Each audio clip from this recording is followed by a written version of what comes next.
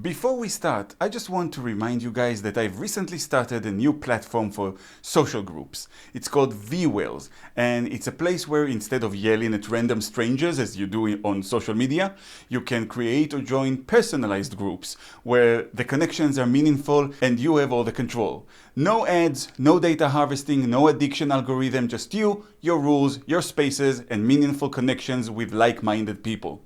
Plus, no censorship on the comment section by a badly written algorithm.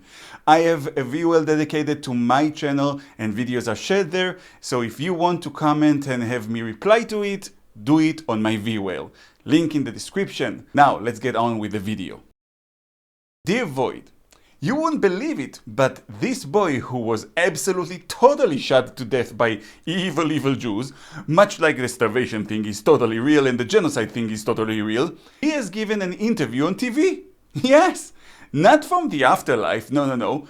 Turns out the evil Jews shooting him just didn't really take, and he was just okay and left Gaza. So he just gave an interview. Isn't that amazing? He has risen!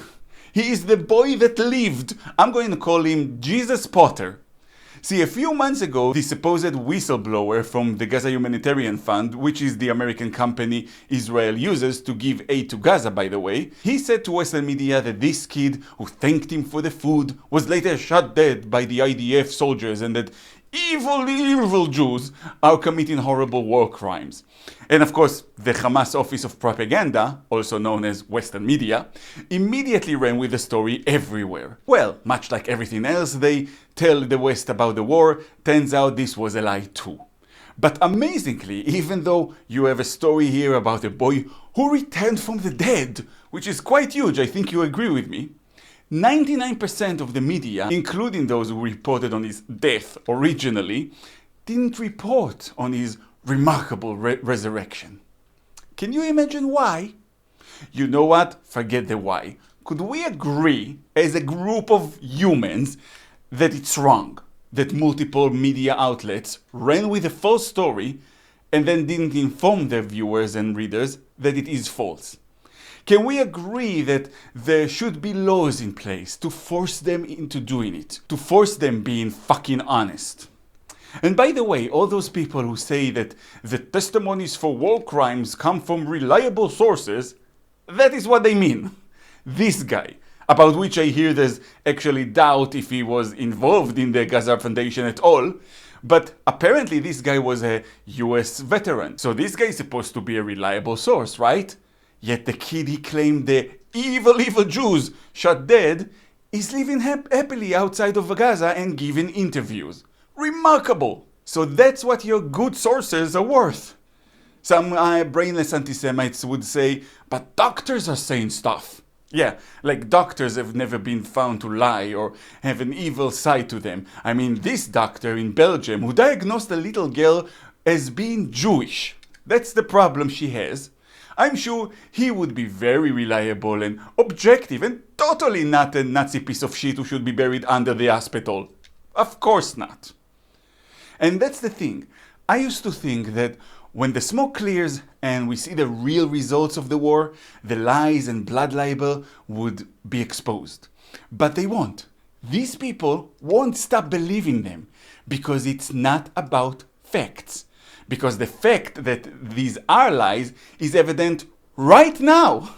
We had so many cases, so much proof that this is completely made up. It's not even a consistent tale. The official blood libel now is that 60,000 people died in Gaza. Not one of them militant, by the way. And if you ask anti-Semites in their different forums and sewages where they gather to eat peanuts out of each other's poop, they'll tell you that out of those 60,000 dead, 100,000 are children. And I'm not even joking. Some idiot actually said that to me. So basically right now, the official number of the dead in Gaza is just bajillion, puppies, unicorns, and the stuff they made the Powerpuff Girls out of. Everything nice. And it's all because of those evil Jews. Not the band of savages who started this entire thing with atrocities and refused to release or even not torture or feed the hostages. No, it's all the evil Jews. No one else. Now, if you want to know the actual truth, Well, Hamas has been decimated. Between 20 and 25,000 of their terrorists have been happily sent to their 72. We know this because the IDF keeps track of encounters and successful takedowns. And we also know that all of the attack tunnels have been destroyed, and about 40% of the defensive tunnels have been destroyed as well. And Hamas no longer fires rockets at Israel's southern towns and cities, which they have been doing for 20 years, by the way. So why the sudden quiet? Because they have no rockets, no launchers, and no people to go to the hospital or school or apartment building where they keep the launchers, put the rockets in, and push the button. In short, Hamas has been basically wiped out. Their leadership is gone, the mid-level leaders are gone. What's left are basically those who hold hostages, some untrained teenagers that they are recruiting from the street by starving families and threatening them, and the billionaire leaders who live in Qatar. Now, everything they put out to the media is of course a lie. Because wouldn't you know it, people who don't mind murdering babies have no problem also lying. I know, shocking, I didn't believe that too. Like Westerners, I always thought that baby murderers are a reliable source, and I was utterly baffled by them not telling the truth. But here we are, you live and learn, that's what I always say, you live and learn. So, did 60,000 people die in the war so far? No. Between 20 to 25,000 terrorists have been put out of our misery, and the number of civilians who died is tragically probably around the same, most of them killed by Hamas. It's tragic and horrible, but it's still the lowest militant to civilian ratio in the history of urban warfare.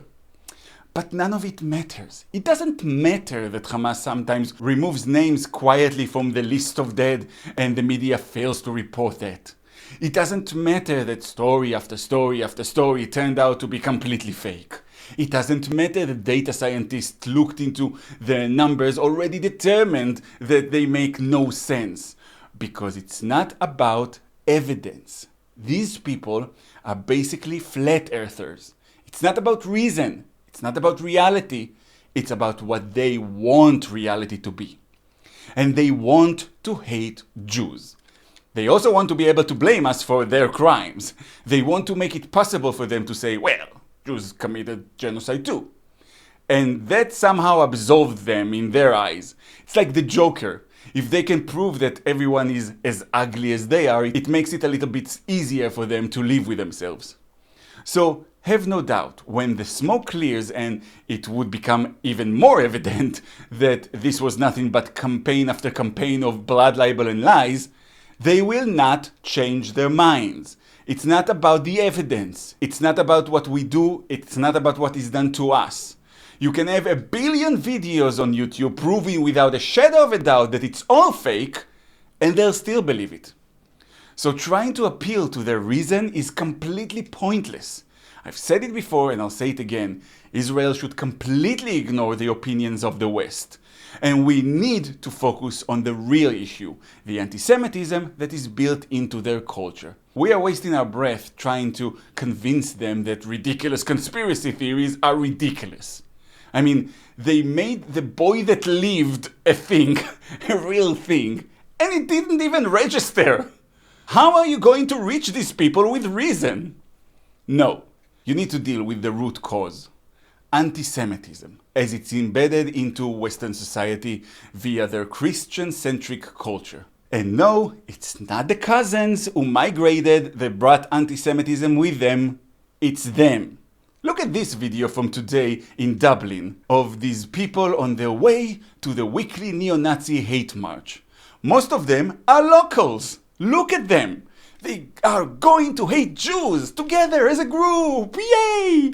And they do it with a song in their hearts. Their shrunken, hateful, privileged hearts. You won't get to these people with reason. We need to address the root issue. And the two main pushers of anti-Semitism in the West today are the media and academia. If we get some regulations in place on these two institutions, only then you will start seeing some real change in the West.